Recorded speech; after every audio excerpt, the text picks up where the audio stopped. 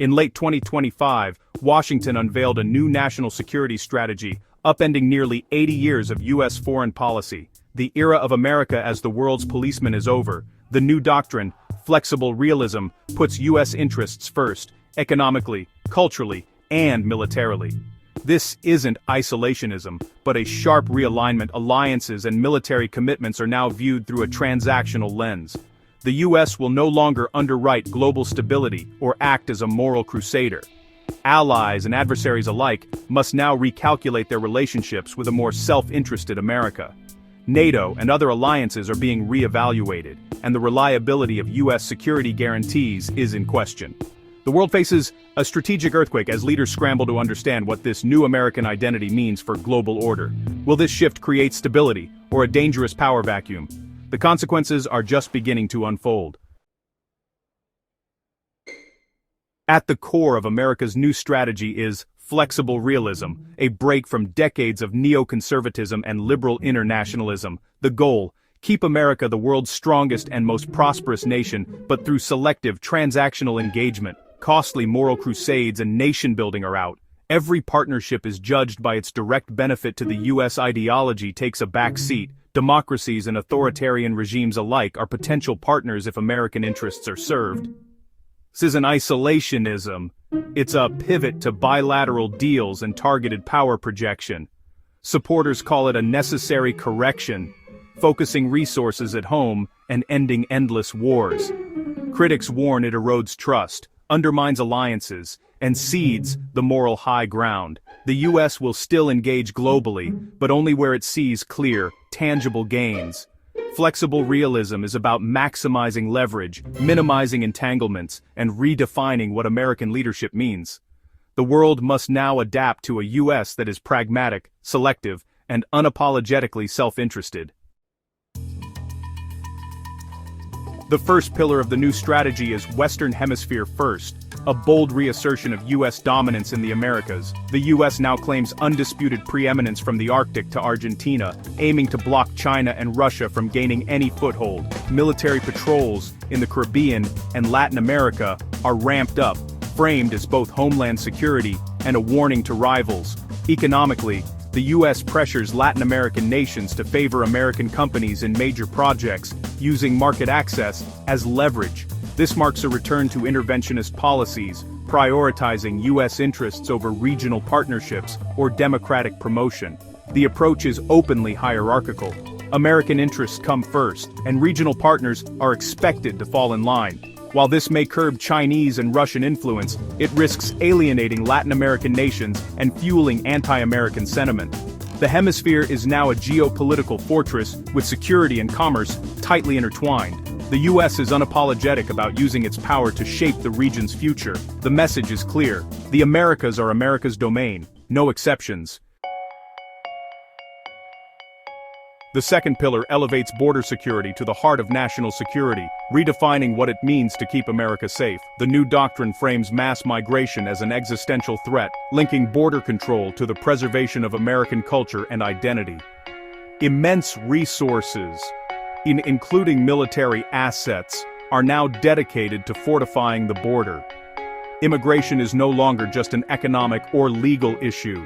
It's cast as a cultural battle for the nation's soul. The strategy calls for a restrictive, assimilation-focused immigration system, prioritizing national cohesion over humanitarian concerns. This marks a sharp break from America's nation of immigrants tradition, adopting a more civilizationist perspective. The border is now the front line in defending American values from perceived dilution. The administration's message, protecting America, starts with protecting who gets in. The third pillar delivers a blunt message to allies, especially in Europe. The free ride is over. U.S. security guarantees are now conditional. NATO members must dramatically increase defense spending or risk losing American protection. The alliance is no longer a sacred pact, but a transactional arrangement based on strict cost sharing and ideological alignment. The U.S. openly criticizes European migration policies and supports nationalist movements, signaling a deeper ideological rift.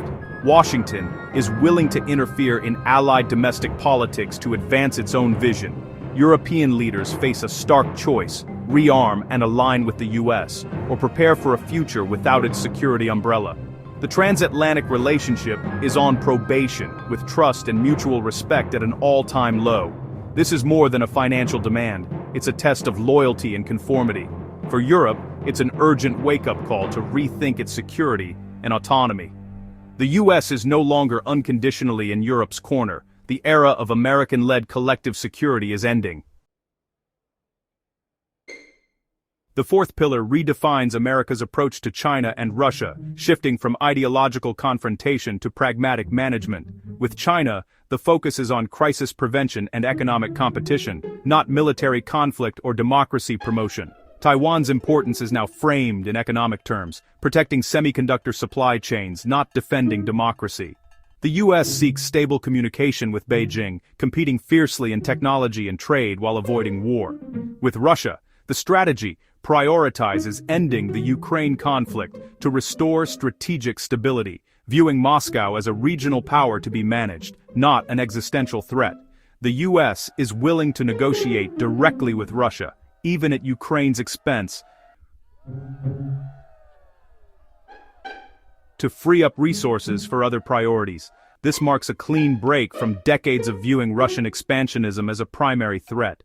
America's global priorities have shifted. Stability and economic competition now trump ideological battles. The new approach is pragmatic, transactional, and focused on reducing entanglements.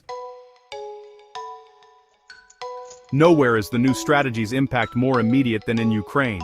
US military and financial support has been halted, leaving Ukraine exposed as the war drags on.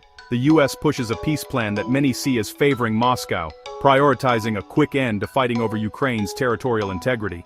American envoys negotiate directly with Russia, sidelining Kyiv and reinforcing the perception of a US-Russia deal. Ukraine faces the prospect of ceding territory and accepting neutrality, while Russia weighs whether to press its advantage. European nations scramble to fill the gap, but can't match US capabilities.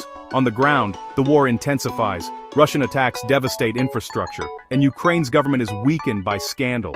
Ukraine is fighting on two fronts against Russian forces and against diplomatic pressure from a former ally. The US now prioritizes strategic stability with Russia over Ukrainian victory. For Ukraine, it's a bitter reckoning with the new American playbook. America's new strategy has sent shockwaves worldwide, forcing nations to adapt to a new geopolitical reality. Russia welcomes the doctrine, seeing it as a chance to consolidate gains without US interference. In Europe, anxiety and a sense of betrayal run deep as the US demands more defense spending and supports nationalist movements. Some European powers move towards strategic autonomy, preparing for a future less reliant on Washington. China sees both challenge and opportunity. Economic competition will intensify, but less ideological conflict may allow for pragmatic engagement. Middle Eastern and Latin American nations hedge their bets, navigating a world where US dominance is no longer assured. For Ukraine, the strategy is a disaster. Abandonment by its key protector. The new doctrine is a global catalyst, forcing every country to reassess alliances and threats. The world is now more fragmented, unpredictable, and divided. The 2025 National Security Strategy is a turning point.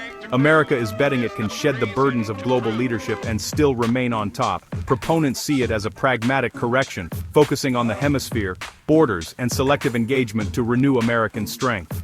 The promise: end endless wars, force allies to pay their share, and invest at home. But the risks are profound. Allies may seek their own nuclear weapons, adversaries may be emboldened, and the global order could unravel. The U.S. Navy's role as guarantor of trade and security is now uncertain. Can America thrive in a world it no longer leads? Flexible realism aims for the benefits of engagement without the burdens of leadership. It's a bold, controversial experiment, one that could secure America's future or dismantle the very order that enabled its rise. Only time will tell if this gamble pays off or leaves America and the world in a more perilous place.